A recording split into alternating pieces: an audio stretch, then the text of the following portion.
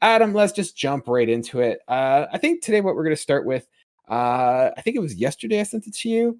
The new Ratchet and Clank Rift Apart trailer went live. Have you had a chance to take a look at it? I've had a couple of chances to take a look at it, and I mean, it's not going to make anybody who isn't already interested in the game like want to play it. It was just another trailer, just kind of telling you what you already know. We just got the name of the female Lombax now, that being Rivet. Mm-hmm. But I mean, what an awesome name for. Yeah, it worked out great. And Yeah. then otherwise, like a lot of it was the same stuff we saw in the initial PS5 reveal of it. And then they added like some more cutscene stuff, a little bit extra gameplay, but I mean, half of the trailer was really just stuff you'd already seen. No big deal. Looked fine. Still, like the gameplay in 60 frames really stands out. Like everything that I see goes like, man, it looks so fluid. And I'm sure PC gamers are like, yeah, like every game that I've played for the past decade. But you know, us plebeians here over on the console market are kind of like, man, this looked good. We're like, oh man, it's like 4K 60 frames, and they're like, yeah, welcome to 2017.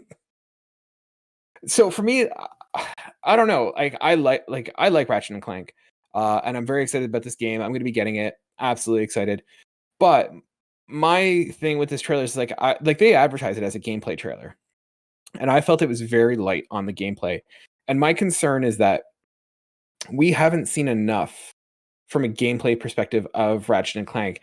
And what I've seen so far, it doesn't look super different. Like it looks more of Ratchet and Clank, which is good. Like, I mean, Ratchet and Clank has a good gameplay loop, but I'm just worried that it's going to feel samey in the sense like they're not showing like super neat weapons, which is one of the key standing points of a Ratchet and Clank game.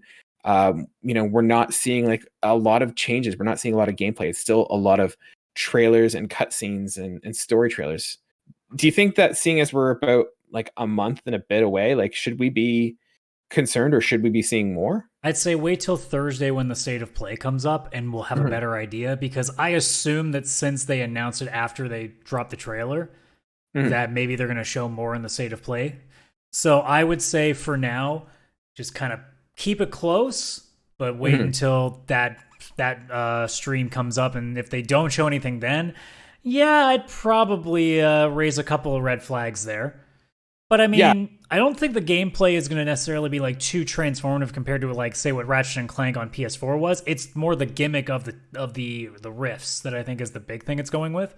So I'm not, if the gameplay is not like too transformative in terms of like the platforming or the moving around, like I'm okay with that. The rift seems to be its big thing, but if there's not a lot of different weapons, like if it just reuses a bunch of stuff, then yeah, that's kind of a disappointment too. Yeah. I for me, like my concern is I look at it and they're not showcasing the weapons, which is an issue.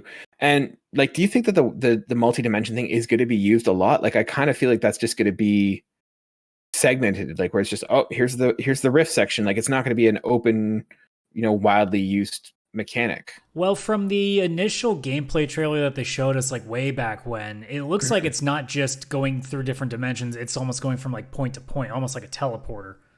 So it looks like it's like multi-usage. I think there might be a point where like, I don't know if like you're just going to go out of your way to go through like 5 different levels seamlessly every time you play the level. I think it's going to be more of like, as you go through the game, maybe they incorporate like another dimension with it. But more often than not, the rift is more or less just going to be, hey, you want to get to this point really fast and without like any transition point? Here, do that. Almost kind of like what Portal used to do, right? Yeah, and that's what I'm hoping that the portal gun, the dimension rift gun is where it's more like a portal gun where I can set 2 rifts and kind of just set it here and there. As opposed to, I'm just worried it's going to be like, look for the little flashing icon and you can trigger a dimension rift or whatever. I don't think it'll be that. And if they do it, it'll be more like a very specific parts and levels. I don't think it'll be like all over the place. Yeah. I just want to see more gameplay. It looks great. Nice. The gate looks great and stuff, but I like, for me, I feel like it needs to, I mean, it's in a sweet spot where there's not much coming out. Like there's not going to be a lot of competition for Ratchet and Clank to fight through, but I do worry that it's just going to feel a little too much like the Ratchet and Clank remake that they made for the PS4. Yeah, and I mean, even if it is like that, it's not like it's going to be bad, because the remake was pretty decent. Like, it wasn't, I didn't go over the moon on it, but I also thought it was pretty solid for what it was too. So I mean, if it really is just that, but like much stronger engine, 60 frames, 4K, and a pretty decent like gimmick to it with the riffs, like if Mhm. that just works, I think you're still looking at a 7 to an 8 out of 10 level game. It's just, is it going to ever get to that high echelon because it's not doing anything too crazy? No, but it depends on what you're really looking for. If you're paying full price, you might want, just that little bit extra, but I think for a lot of us that'll probably wait for it to drop like 30, 40, 50%. It probably won't be too much of a letdown. Yeah, well, because that's the one thing I'm looking at with the Ratchet and Clank game. I believe this one is $79.99 here in Canada. Like it's gone up that $10 price that Sony's pushing, and I just worry it's gonna be too samey for that price point to kind of get in. It probably won't be long enough to justify for a lot of people, but again, like if you got the money to and you don't care, then fine. But Mhm. if you're someone who's, your money's a bit close to the chest, you might want to be a little bit wary of it because Mhm. it might be good, but it might not be $80 good. Yeah, yeah. So let's talk about the new character, Rivet.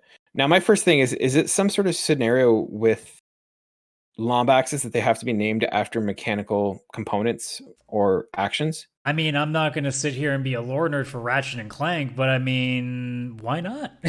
I'm just saying we've seen two Lombaxes and they both have like mechanical names. So I'm we're holding currently up for batting 100%. sprockets, all right? I'm holding up for sprockets. I'm just saying, well, why haven't we met a Lombax just called like Kevin? Like, really? Because no one likes Kevin. Come on. Fair enough. Yeah, no, I think it's awesome. I'm really excited for it. Like, I don't know. It's also a I nice was, change of pace having a female added into it too, so it kind mhm. of rounds it out. It does give a little bit more inclusivity for people too. So, Yeah, it's breaking uh, the boys club that is Ratchet and Clank. yeah, I know, right? Either way, like again, it's such a small thing, and kids will gravitate to that as well, which is Oh yeah. also a bonus. So I mean, they're doing everything right. It's just a matter of now is the game like it looks good, but is it going to Mhm. play good? And that's going to be the big determining factor when it comes out in May. And hopefully, with State of Play on Thursday, we'll at least get a better look at what that gameplay does look like. At least that's the hope. See, I don't want to jinx it. I don't think the gameplay is going to be bad in the sense of it's going to be a broken game. Like, I think the game is going to be smooth and polished. It's just, is it going to feel fresh or is it going to feel stale? Yeah, there's always that possibility. But then again, I think also we're jonesing for anything new right now. So who knows? Maybe in this COVID era, that samey is going to feel comforting at this point. Yeah. Been your experience with like the Ratchet and Clank games? Like, are you a big fan of them, or I where do you fall honestly in have that never camp? played any of the originals. The only one I ever played would have been the remake now on PS4. I never really got into a lot of games outside of JRPGs on PS2 era, so I missed out on a bunch of stuff. Like I didn't play any of the Jack games either. Like there's just a lot of stuff that I missed. Also, I didn't really have the purse strings that I do now, so it was a little bit harder to justify games that, I didn't think I'd be into. I was already too busy looking at all the anime titty games that were on the shelf for JRPGs back in that era and be like, that's my shit. Yeah, like I don't know why, but I am compelled and gravitated towards those. Something else has gravitated. But most of those um, games ended up being terrible, but sometimes they worked. yeah, for me, like I've been a big Ratchet and Clank. Well, not a big, but I've played I think most of the games, at least like the main ones. I played like the first three. Like I bought the Ratchet and Clank collection for PS3 because I never got into PS3 or PlayStation until the PS3.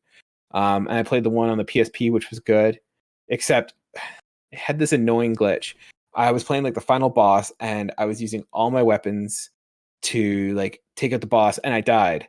But I guess they had this thing like the mechanic was that if you died, you lost all your ammo. Like your ammo, went back to the load screen, but without your ammo. So I'd used all my ammo against the boss, not killed him, and so I had no ammo, and then I had to go buy more or collect more, and then I just kept dying and circling back, and I eventually ran out of money to buy like ammo, and I'm like, forget this, I'm not doing this. This is stupid.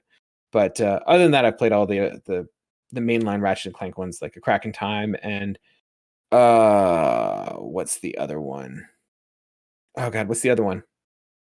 There's A Crack in Time, and then there's like a sequel to that one. I don't remember what it was, but I've gone through a lot of them, and I'm a big Ratchet. I really like the game. I like what it does. I think it's the best or one of the best in terms of like the Sony cartoon mascots.